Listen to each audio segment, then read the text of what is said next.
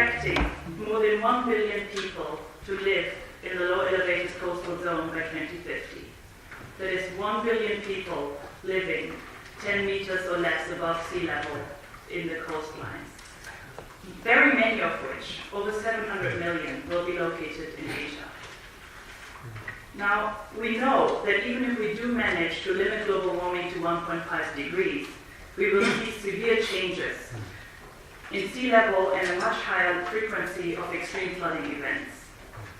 Adaptation is needed to protect the coastlines, the dwellers and settlements, as well as the economies, and large-scale infrastructural measures are planned, under construction, or completed all over the world. Now, coastal protection measures, including seawalls, are of course needed to reduce the exposure of coastal city dwellers, but they cannot tackle people's vulnerability or disaster root causes. This makes adaptation a social development issue at the core. So the theme for today's seminar is From Vulnerability to Transformative Adaptation, and I'm really thrilled to have such a distinguished set of panelists with me here today to discuss with you questions of informality, of urban justice, of local examples to cope with these increasingly severe and frequent hazards that we're facing.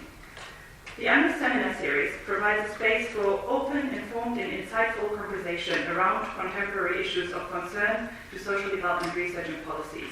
So it's in this spirit that we're all here today, and we will definitely have time at the end for questions and answers and discussions, and I'd be happy to see you all participate in that. Through this series, UNRISD seeks to highlight the work of both new and established thinkers in the field of social development and sustainability, and to contribute to improving the quality of debates, policy, and practice. What we want to focus on today is questions of overcoming vulnerability and finding innovative and transformative solutions that can tackle the multiple challenges many coastal cities in Southeast Asia are facing. We will focus particularly on Ho Chi Minh City and Jakarta because we do have representatives who will share their insights with us. But before we delve in, I just want to make a few housekeeping announcements. This event is being recorded and live streamed via Facebook. It will also be made available on the web later on. We're very happy to have you all here, either in person or online, and encourage you to engage in the debate also on Twitter using the hashtag UNRISDseminar. You'll see it up here. Another way to share your thoughts on this event for those of you in the room is via the feedback form that you have been handed while entering this room. So please do take a minute, either during or after the event, fill it in and hand it back to us, please. Finally, we're very grateful to the German Federal Foreign Office to support our project on tackling vulnerability to climate change in coastal cities. And we have with us today Uwe Petri from the Permanent Mission of Germany, who will give us some opening remarks.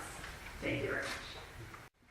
Thank you very much, Mrs. Krause, Excellencies, dear co-panelists, ladies and gentlemen. The German federal government and the Permanent Mission of Germany in Geneva are proud to support the work of UNRISD and to be a sponsor of this very meaningful seminar on transformative adaptation in view of the vulnerability of coastal cities to climate change. I would like to thank the director of UNRISD, Mr. Paul Ladd, and his team for taking forward this important topic with the assistance of contributors who have traveled from afar, in particular from Ho Chi Minh City and Jakarta, the two cities who serve as practical examples for the reflection and research to be stimulated and conducted by this seminar. It is a privilege for me to meet you all here this morning and to be able to listen to your views and insights. As we know from the UNRISD flagship report, the transformative approach to challenges under the Agenda 2030 makes a lot of sense. Transformative change means more than trying to cope with specific problems, one separated from the other. It rather puts focus on the fact that global challenges are interdependent, as it is rightly defined by the Agenda 2030 itself. A transformative approach intends to trigger shifts of paradigm which encompass a whole array of interrelated areas, thus paving the way for comprehensive, inclusive, and truly sustainable solutions. If we try to understand the situation of coastal cities such as Ho Chi Minh City and Jakarta, it becomes obvious that at least two goals of the Agenda 2030 are intricately interwoven here. Goal 13, on urgent action to combat climate change, as well as Goal 6, on ensuring the availability and sustainable management of water and sanitation for all. When we start from here by looking at concrete challenges which play a part in the potential vulnerability of such cities, including their inhabitants, their infrastructure, and their overall management, the matrix of interrelated tasks and responsibilities becomes quickly a very complex one. It is therefore highly welcome that through the role of UNRISD as a catalyst and a convener for scientific social research, those complex questions have a place to be tackled in an exemplary manner in the UN system. I myself cannot or will not enter further into a discussion among experts when I would only have to reveal the limits of my understanding, as diplomats are supposed to know almost nothing about almost everything. However, you will perhaps find it meaningful if I point to the very topical wider framework in which this seminar and your commitment to understand and tackle the challenges of coastal cities situates itself.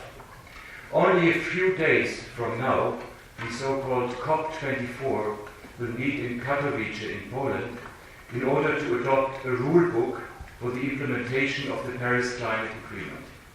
On this occasion, in the framework of the so-called Talanoa Dialogue, governments will take stock of efforts made so far to reach the goals of global warming and to exchange views in order to increase their ambitions in this regard. All this is related to Goal 13 on climate change of the SDGs, which will undergo a special review on the occasion of the high-level political forum of the United Nations in July 2019 in New York. Looking at the other relevant goal for our work, SDG 6 on water, I find reassuring that on Monday, 19th November, so at the beginning of this week, the Council of the EU has further strengthened the principles and the scope of what fully deserves the ambitious title of an EU water diplomacy. If you take a closer look at the relevant conclusions of the EU, you will find not only so-called big subjects such as the nexus between water security, stability, and conflict prevention. On the same footing, the strategy of the EU pays tribute to such aspects as integrated water resources management, water governance, the involvement of and interaction between national and local authorities, communities, and civil society, as well as of all layers of society, including such factors as gender and youth, and of raising awareness among the population as a whole. Furthermore, the EU points to the important Sendai framework of disaster reduction, which is of specific importance to coastal cities all over the world, as we are constantly reminded of by the occurrence of respective incidents.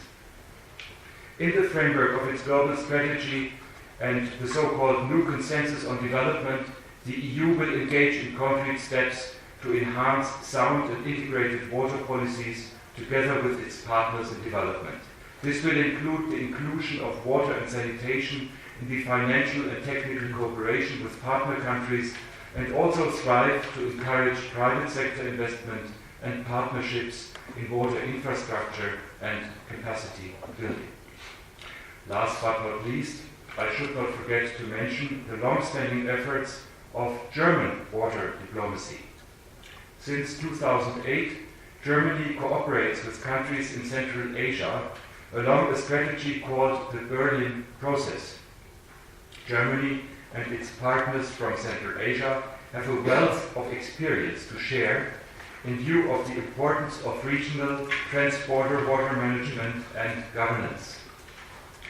One of the initiatives which has greatly benefited from this cooperation is the International Fund for the Preservation of the Aral Sea. I could still quote more illustrative examples of Germany's commitment to international water diplomacy. Yet, to conclude, I would like to refer to a recent situation which we witnessed in Germany itself. As you will know, the river Rhine has not only been the object of romantic poetry, but is also a crucial transport line in Central Europe connecting the economies of 4 important European countries. This fall, due to an exceptional or perhaps not so exceptional drought, ships have been circulating only in a very limited fashion, causing shortages in the delivery of fuel and other industrial goods, which was accompanied by soaring market prices and temporal shutdowns of industrial sites. One wonders if the rise of the German Green Party in recent regional elections was not partly influenced by this exceptionally dry summer of 2018, which large parts of the German population felt to be an effect of climate change. In view of the subject of this seminar on coastal cities, I should have rather quoted harbor cities, German harbor cities like Hamburg or Bremen. I'm sure that they would have insights to offer on their own water policies and government.